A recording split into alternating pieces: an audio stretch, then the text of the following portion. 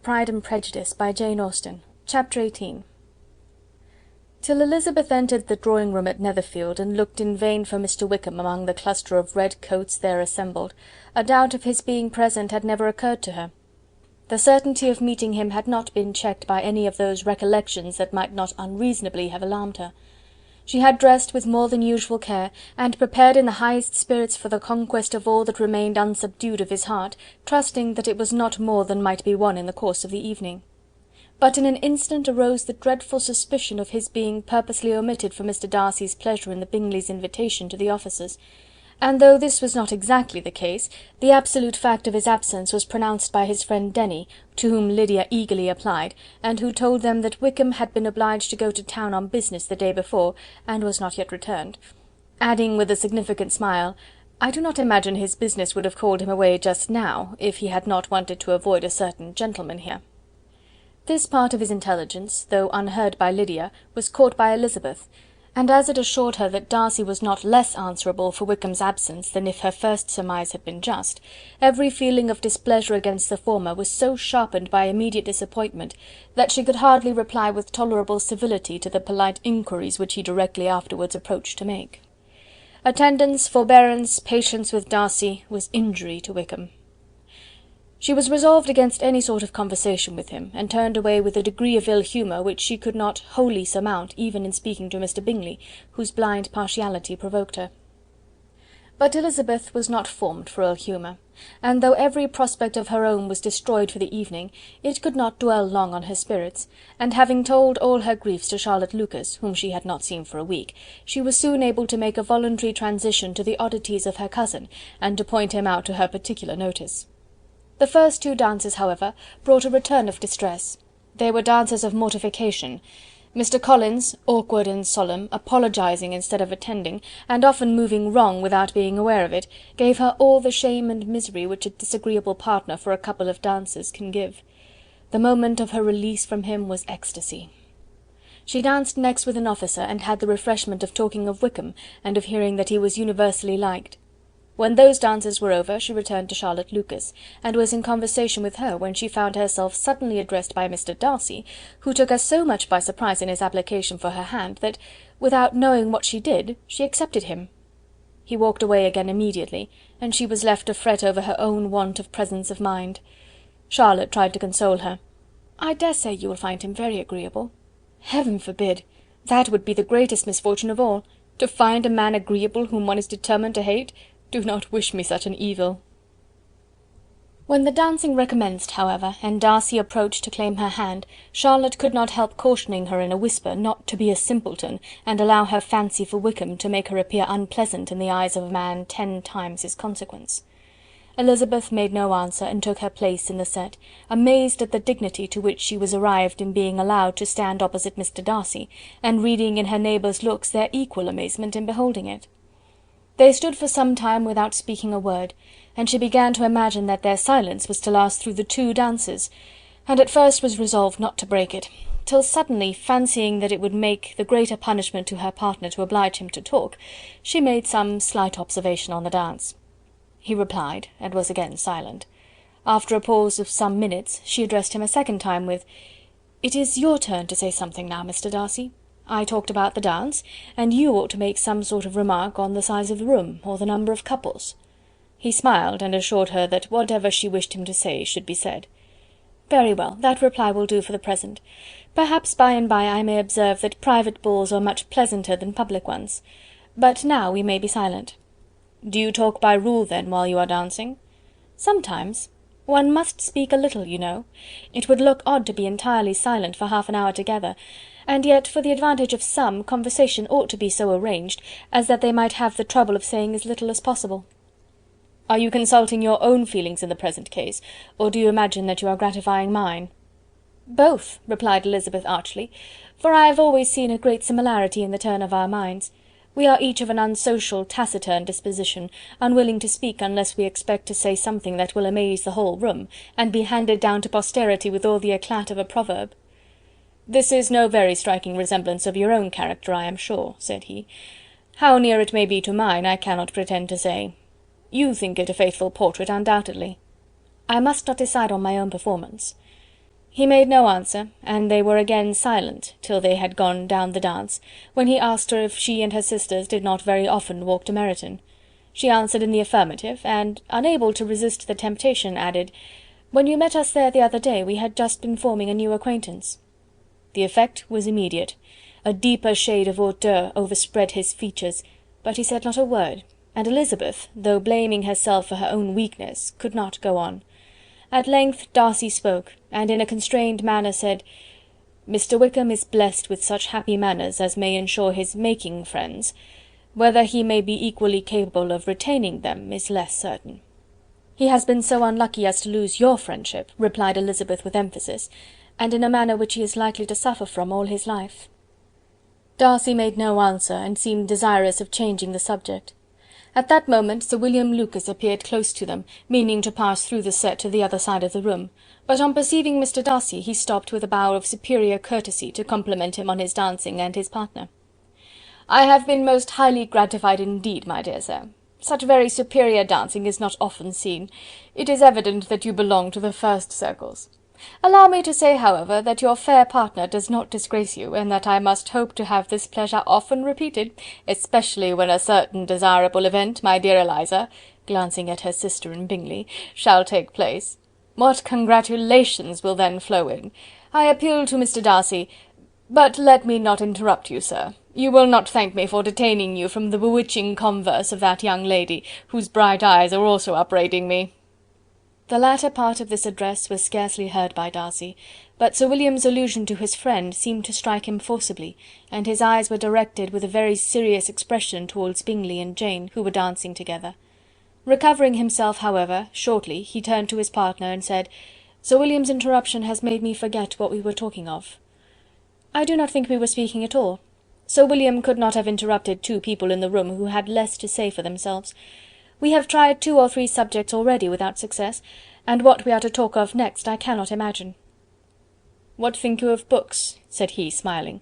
"Books? Oh no! I am sure we never read the same, or not with the same feelings." "I am sorry you think so, but if that be the case, there can at least be no want of subject. We may compare our different opinions." "No, I cannot talk of books in a ballroom. My head is always full of something else." "The present always occupies you in such scenes, does it?" said he, with a look of doubt. "Yes, always," she replied, without knowing what she said, for her thoughts had wandered far from the subject, as soon afterwards appeared by her suddenly exclaiming, "I remember hearing you once say, Mr. Darcy, that you hardly ever forgave, that your resentment once created was unappeasable. You are very cautious, I suppose, as to its being created?" "I am," said he with a firm voice. "And never allow yourself to be blinded by prejudice?" "I hope not." "It is particularly incumbent on those who never change their opinion to be secure of judging properly at first." "May I ask to what these questions tend?" "Merely to the illustration of your character," said she, endeavouring to shake off her gravity. "I am trying to make it out." "And what is your success?" She shook her head. "I do not get on at all. I hear such different accounts of you as puzzle me exceedingly." "I can readily believe," answered he, gravely, "that reports may vary greatly with respect to me, and I could wish, Miss Bennet, that you were not to sketch my character at the present moment, as there is reason to fear that the performance would reflect no credit on either. But if I do not take your likeness now, I may never have another opportunity." "I would by no means suspend any pleasure of yours," he coldly replied. She said no more, and they went down the other dance and parted in silence, and on each side dissatisfied, though not to an equal degree, for in Darcy's breast there was a tolerable powerful feeling towards her, which soon procured her pardon, and directed all his anger against another. They had not long separated when Miss Bingley came towards her, and with an expression of civil disdain accosted her. "So, Miss Eliza, I hear you are quite delighted with George Wickham. Your sister has been talking to me about him, and asking me 1,000 questions, and I find that the young man quite forgot to tell you, among his other communication, that he was the son of old Wickham, the late Mr. Darcy's steward. Let me recommend you, however, as a friend, not to give implicit confidence to all his assertions, for as to Mr. Darcy's using him ill, it is perfectly false, for on the contrary, he has always been remarkably kind to him, though George Wickham has treated Mr. Darcy in a most infamous manner.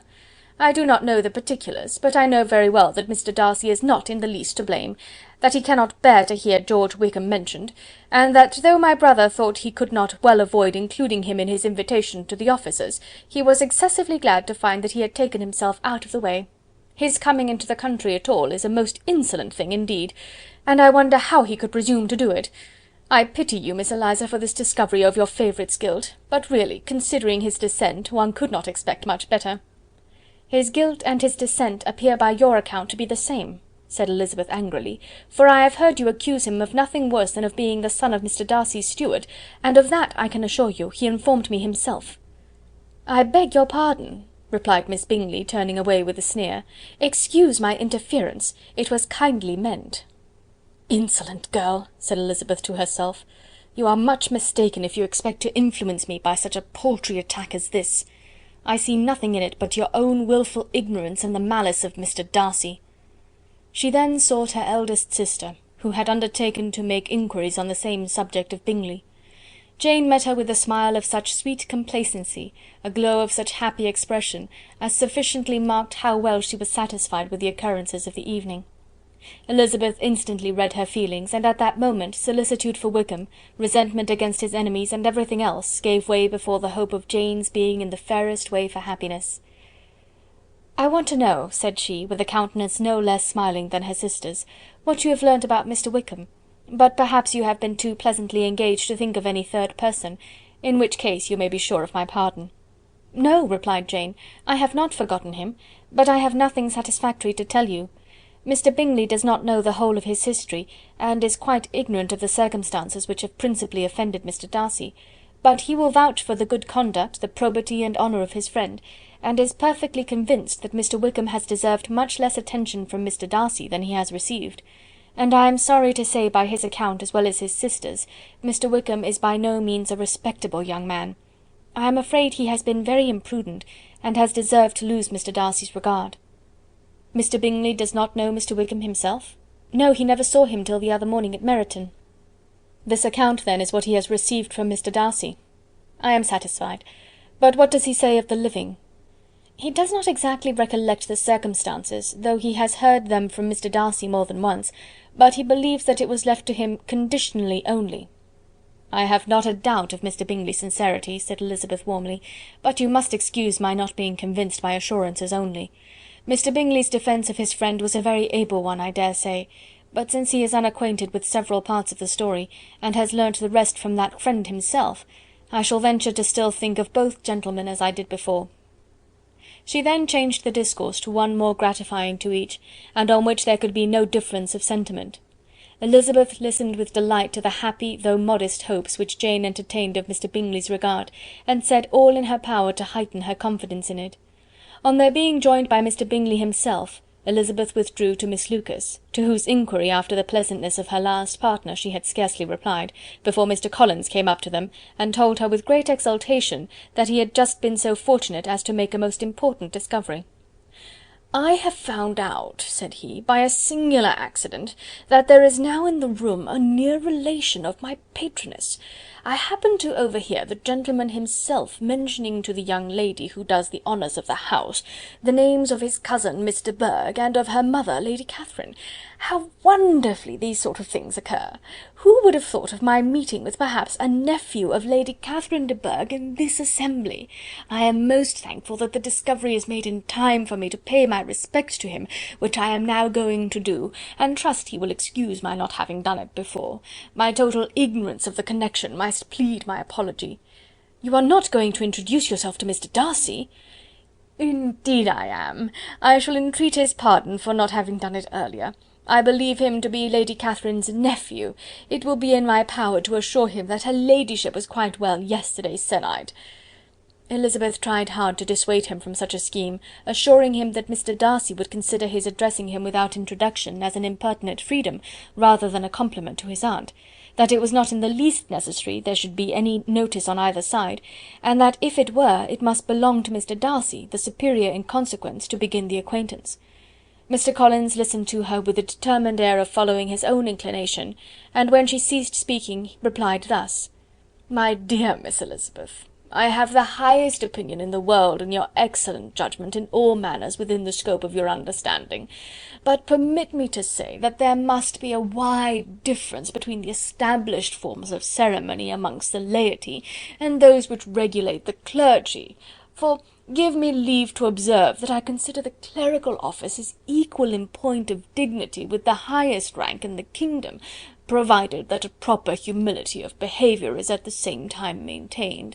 You must therefore allow me to follow the dictates of my conscience on this occasion, which leads me to perform what I look on as a point of duty.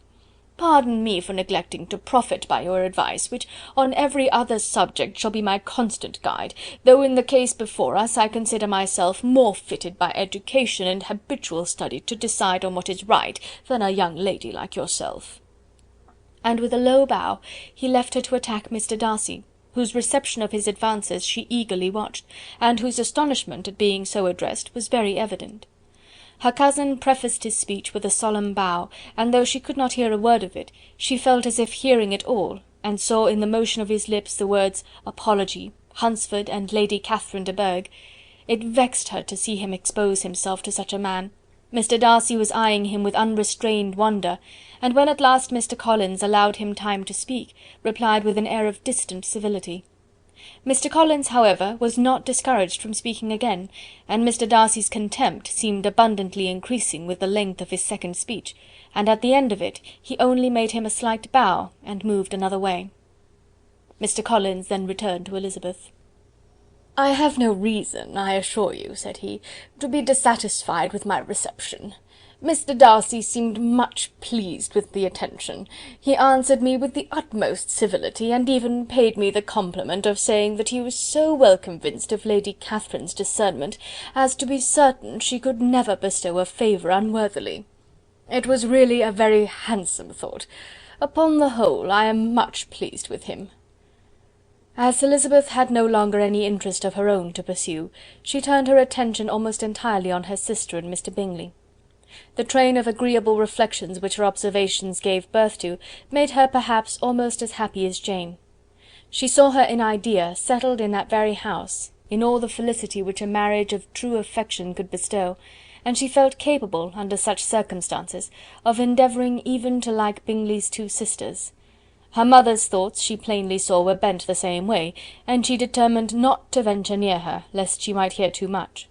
When they sat down to supper, therefore, she considered it a most unlucky perverseness which placed them within one of each other, and deeply was she vexed to find that her mother was talking to that one person, Lady Lucas, freely, openly, and of nothing else but her expectation that Jane would soon be married to Mr. Bingley. It was an animating subject, and Mrs. Bennet seemed incapable of fatigue while enumerating the advantages of the match. His being such a charming young man, and so rich, and living but 3 miles from them, were the first points of self-gratulation. And then it was such a comfort to think how fond the two sisters were of Jane, and to be certain that they must desire the connection as much as she could do. It was, moreover, such a promising thing for her younger daughters, as Jane's marrying so greatly must throw them in the way of other rich men. And lastly, it was so pleasant at her time of life to be able to consign her single daughters to the care of their sister, that she might not be obliged to go into company more than she liked. It was necessary to make this circumstance a matter of pleasure, because on such occasions it is the etiquette, but no one was less likely than Mrs. Bennet to find comfort in staying home at any period of her life. She concluded with many good wishes that Lady Lucas might soon be equally fortunate, though evidently and triumphantly believing there was no chance of it. In vain did Elizabeth endeavour to check the rapidity of her mother's words, or persuade her to describe her felicity in a less audible whisper, for to her inexpressible vexation she could perceive that the chief of it was overheard by Mr. Darcy, who sat opposite to them. Her mother only scolded her for being nonsensical. "What is Mr. Darcy to me, pray, that I should be afraid of him? I am sure we owe him no such particular civility as to be obliged to say nothing he may not like to hear." "For heaven's sake, madam, speak lower. What advantage can it be for you to offend Mr. Darcy? You will never recommend yourself to his friend by so doing." Nothing that she could say, however, had any influence. Her mother would talk of her views in the same intelligible tone. Elizabeth blushed and blushed again with shame and vexation.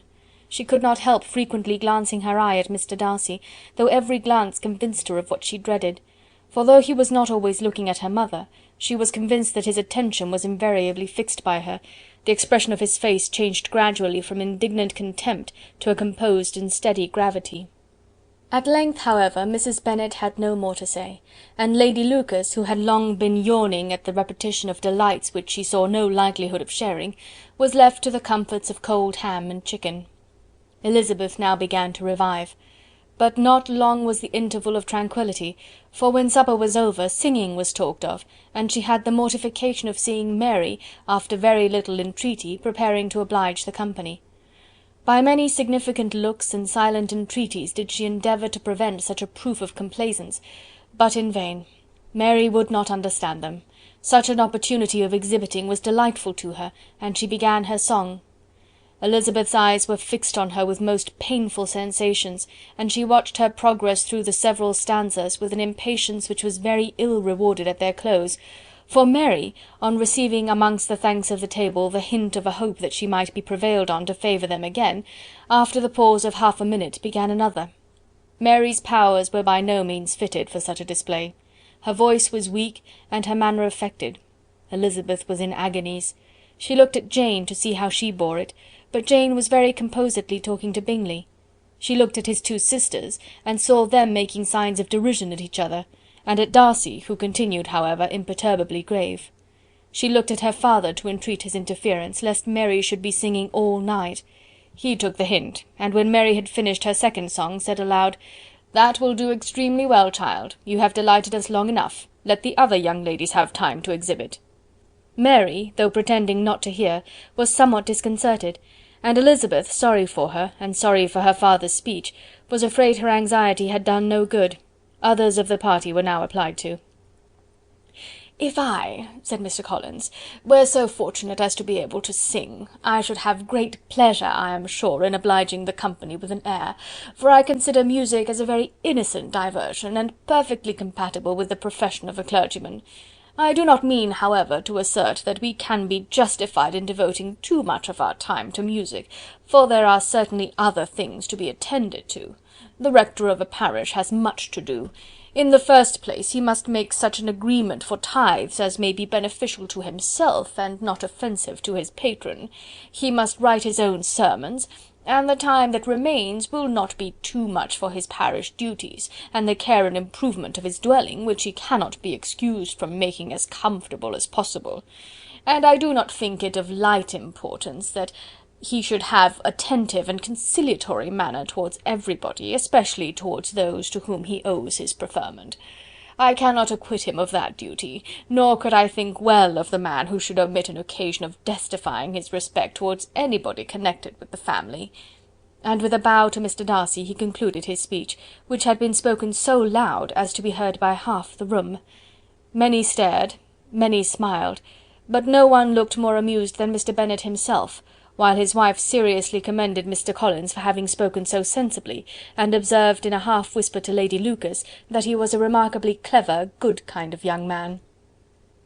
To Elizabeth it appeared that, had her family made an agreement to expose themselves as much as they could during the evening, it would have been impossible for them to play their parts with more spirit or finer success, and happy did she think it for Bingley and her sister that some of the exhibition had escaped his notice, and that his feelings were not of a sort to be much distressed by the folly which he must have witnessed. That his two sisters and Mr. Darcy, however, should have such an opportunity of ridiculing her relations was bad enough, and she could not determine whether the silent contempt of the gentlemen or the insolent smiles of the ladies were more intolerable. The rest of the evening brought her little amusement. She was teased by Mr. Collins, who continued most perseveringly by her side, and though he could not prevail on her to dance with him again, put it out of her power to dance with others. In vain did she entreat him to stand up with somebody else, and offered to introduce him to any young lady in the room. He assured her that as to dancing he was perfectly indifferent to it, that his chief object was by delicate attentions to recommend himself to her, and that he should therefore make a point of remaining close to her the whole evening. There was no arguing upon such a project. She owed her greatest relief to her friend Miss Lucas, who often joined them, and good-naturedly engaged Mr. Collins' conversation to herself. She was at least free from the offence of Mr. Darcy's further notice. Though often standing within a very short distance of her, quite disengaged, he never came near enough to speak.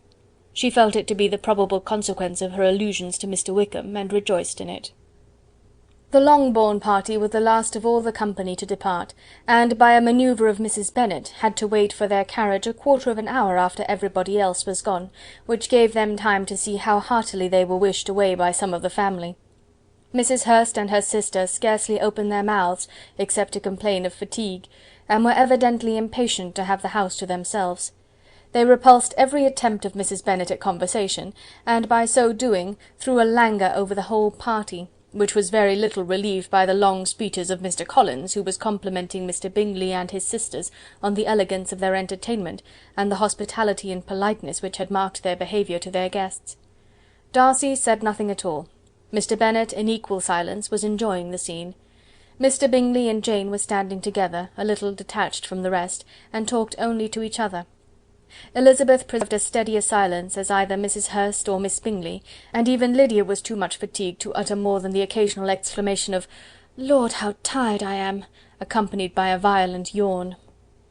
When at length they arose to take leave, Mrs. Bennet was most pressingly civil in her hope of seeing the whole family soon at Longbourn, and addressed herself especially to Mr. Bingley, to assure him how happy he would make them by eating a family dinner with them at any time, without the ceremony of a formal invitation. Bingley was all grateful pleasure, and he readily engaged for taking the earliest opportunity of waiting on her, after his return from London, whither he was obliged to go the next day for a short time. Mrs. Bennet was perfectly satisfied, and quitted the house under the delightful persuasion that, allowing for the necessary preparations of settlements, new carriages, and wedding clothes, she should undoubtedly see her daughter settled at Netherfield in the course of 3 or 4 months. Of having another daughter married to Mr. Collins, she thought with equal certainty, and with considerable though not equal pleasure. Elizabeth was the least dear to her of all her children, and though the man and the match were quite good enough for her, the worth of each was eclipsed by Mr. Bingley and Netherfield. Chapter 18